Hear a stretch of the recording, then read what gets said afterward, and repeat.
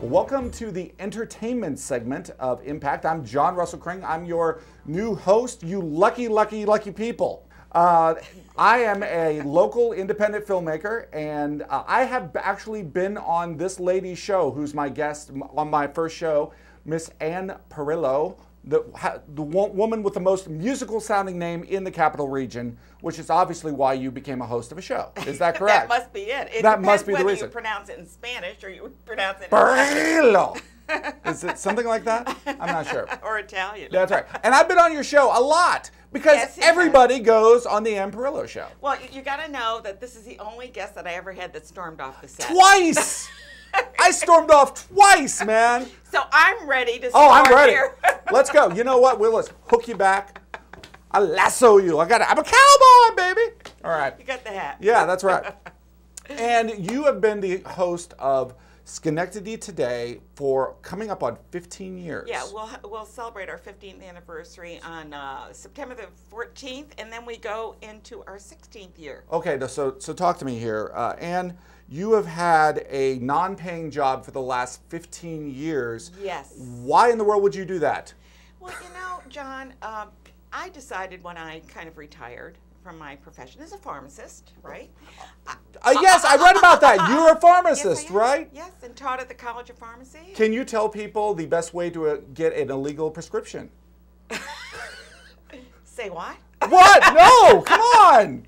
So getting people back- need their. Don't use any mail order stuff. Anyway, Okay.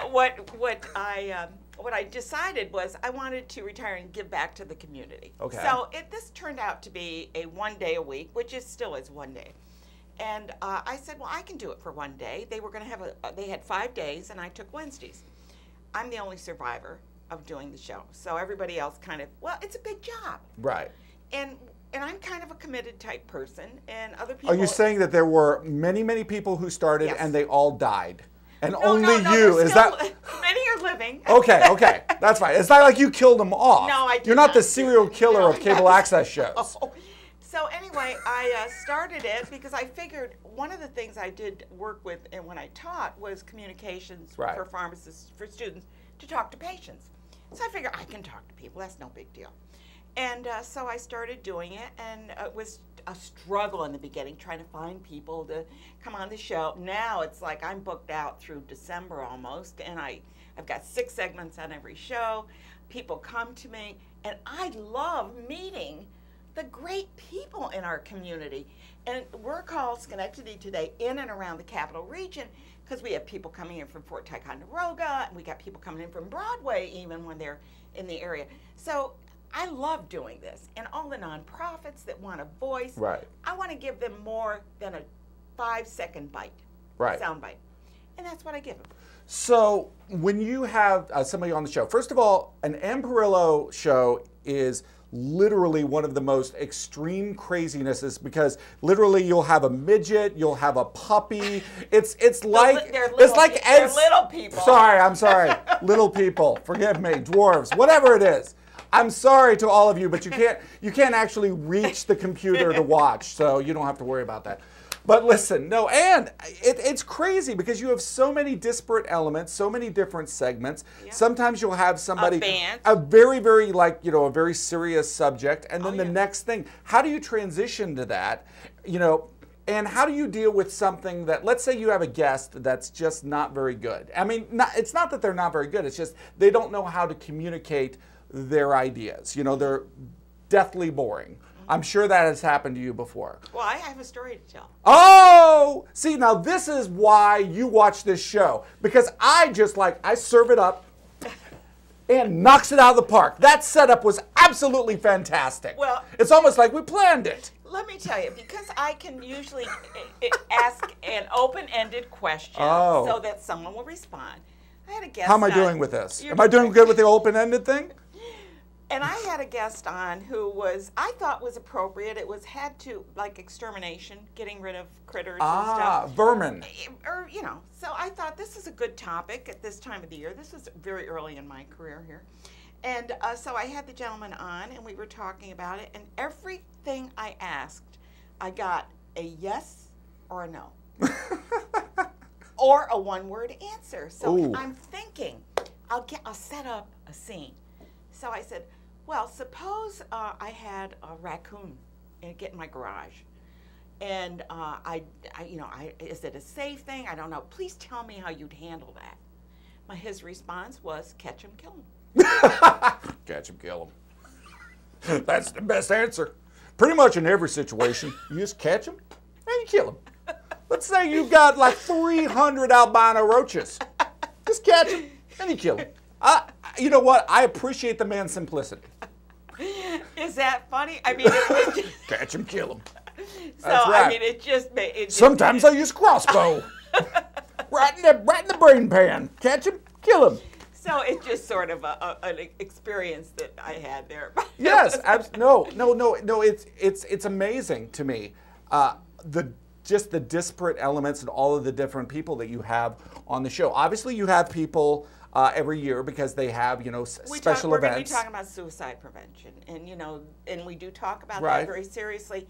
And this next subject might be, a falcon on the show or something. A falcon. Well, we've had a barn A depressed falcon who we have to make sure does not commit suicide. But the point is a problem, there is a lot of transition between the guests. Right. And you may get a guest on that is kind of a normal subject, and then they go into something emotional that happened to them. Right. And you really have to be sensitive to that, and which I try and do. But, last week we had Greek dancers on. I mean, so we do everything. A band. I'll have a band on. Right. I even have John Russell Cring on the show. Well, only if you're lucky. Only if you're lucky, and if I don't storm off the set. All right. Who did you sort of pattern yourself after as far as your interviewing style? I mean, who do you love? I did. Oh, who do I love? Yeah, who do you love as an interviewer? Oh, my gosh. You're really asking me? Please. Rose. Charlie Rose. Oh, Charlie Rose. Okay. Awesome. Great. But, I mean, I don't know that I follow off him, but I do like his interview style very much. Uh-huh. Because he's very thoughtful, and he really researches the subject, which I try and do. Right. I'm probably not as good as him. Well, I mean, how are you going to do that? Yeah. I mean, for like 6 segments. But honestly, I mean, if you're able to communicate, with people and, like you said, create the open-ended question and give them the opportunity to, do something besides basically read their press release, which is one of the things I like about your show, is that I feel like you want to do more than just give information. Yeah. You know what? I'll tell you the secret of being a good interviewer, and I'll share this with you. Please, I need to know. For the love of God, I'm just starting here. Listen. Listen. Wait, are you saying right now? Listen. Listen. Ah. Just listen to the person that you're interviewing. Right. They may say something very profound that you weren't even thinking about. Right. That you can now take that string, bring it in, and get more, it kind of brings that personality out of that person. Right. And I really like to listen to the person. So I am an active listener. Excellent. And I think if you watch a lot of interviewers, they're not active listeners. What they're doing is they got that next question in their mind. And the person could say, I had a horrible accident and 3 people were killed, and they go, so tell me about this event. It's like, what? Wow. So I think, and I mean, nobody's going to do that. But the point is... No, absolutely. No. That just happens generally in life, that people are basically looking for their next opportunity to take the limelight. Well, I think they say you can think in like 400 words a second or something. I mean, your words kind of keep flowing, but you don't speak that fast. Right. So, you got to stop. Right. And listen. So I understand that you're from Kansas. No, I'm not. Actually. You're not? Oh my God! Really? You're not from Kansas? Isn't there something Kansas about you? I am originally from Schenectady. Oh, okay. But you were in Kansas. I lived in Kansas for 13 years. Then that kind of counts. Well, it does, really but I mean, most of my years are in the East. Right. But I'll tell you one thing: moving to Kansas was really a fabulous experience for me. Mm-hmm. And the reason is it made me an independent person, because if you live with your family and blah, blah, blah, you get into a new situation, it expands you. Right. And that's where I started, I got into little theater, and I did things that I never would have done in my home setting. And I opened up a pharmacy there besides. So. Would you say you're more Scarecrow, Lion, or Tin Man? There you go, people. There's the answer to that question. Very well. That wasn't even a one-word answer. That was just a sound effect. That was excellent. Let's try to get a lion sound for that. That would be great. How has the internet actually affected the show? It's interesting because I do get more comments coming through because people will see it. And not only that, but there's so many people that are on the show, and since we're on the internet, they can tell their family that they can watch it on the show. So that's kind of a nice piece of it. So we're seeing right now, in Bethlehem and Del Mar and Clifton Park and Troy and Rensselaer and Albany, the city of Albany, the county of Albany, Schenectady, Amsterdam. We're all over, and we get a lot of people that will email me out of the blue and say, I love your show. And I watch it. I have a good time. So. Any idea how many people actually watch the show on a regular basis? There's no way of knowing that, but from my understanding... Can we say 1 million? From my 10 understanding, Time Warner with FiOS, and we're on FiOS also, and Time Warner, I think it's about 400,000 households. Wow, that's amazing. Yeah. That's absolutely. I will tell you a little story. I was. And I'm listening. Yeah, I appreciate that. Finally, someone here is listening to somebody. Brown School. Great yeah, school. I know. Well, I went there. there. Catholic school. But thank you very much. Yeah. The little tidbits from Ann Parillo right there, interrupting me. All right. Ha! Weren't listening, were you? I'm out of here. All right. Storm off my own show. You can't do it. It's your I would love show. to. I would love to just storm off my own show. That would be awesome on my first episode. That would get on YouTube right there, man. All right. So I'm at Brown School, and I'm trying to get them for a location for the film that I'm shooting. Okay. Right. You know, Don Rittner hooked me up. Oh, yeah. So I nice people. yeah, meet up with the principal, and she's like, well, we saw you on Ann Parillo, and you ran off the show, but you were so great with her, and she seemed to be having such a good time. We told the board just to vote yes. Oh, so you! It was you, Ann. You got me that location. Well, I'm glad to hear that. I got an email from a guest who said that they sent the interview that they did on my show, and it got them a job. Nice. Yeah. Awesome. Okay. Last thing I got to ask. Okay.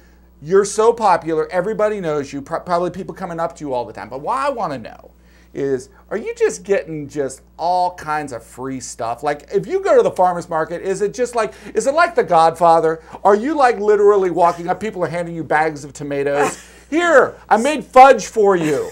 Is it like that? So I don't push over their cart? Yeah, no, because you're so famous and people want to be on your show and stuff. No. They're just giving you swag. It's just bags and bags of free stuff for the Ann Parillo. Once in a while, we get some comp tickets to a show. Okay. But that's about it. And honestly, if you're watching, I don't ask for anything.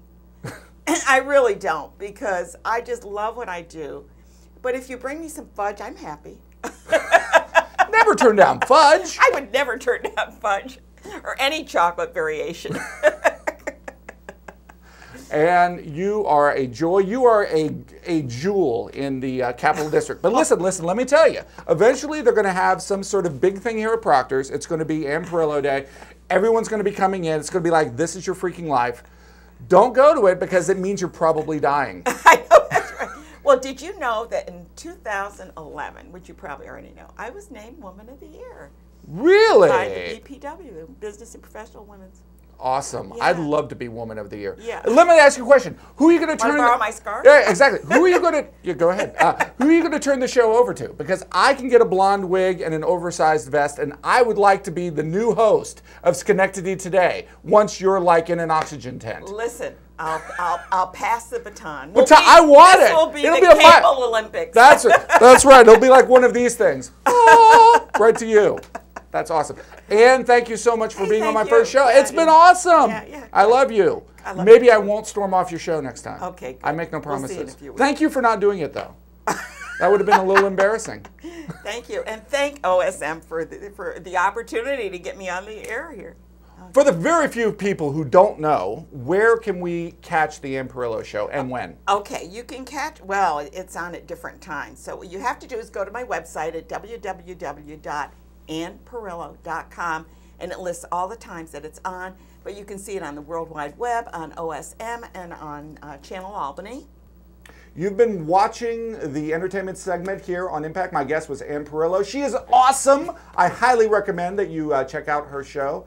And thank you very much.